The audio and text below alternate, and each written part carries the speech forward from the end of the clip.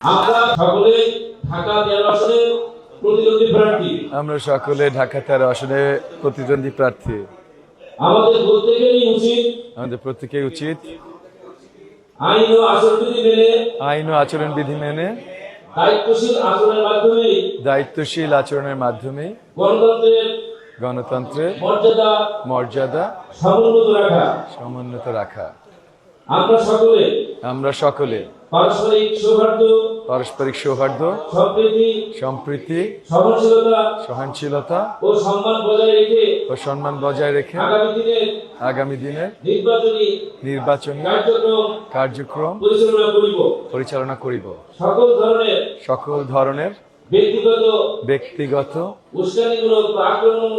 উস্কানিমূলক বা আক্রমণমূলক কথা হতে বিরত থাকিব। মর্যাদা হানিকর কোনো বক্তব্য প্রদান করিব না। আল্লাহ আমাদের সবাইকে মঙ্গল করুক। আল্লাহ আমাদের সকলকে মঙ্গল করুক। আমাদের আজকের এই প্রতিশ্রুতির মাধ্যমে ঢাকা 13 আসনের যে ইশতেহার পাঠ এবং আসলে প্রতিফলন সংক্রান্ত ঘোষণা এখানেই সমাপ্তি ঘোষণা করছি।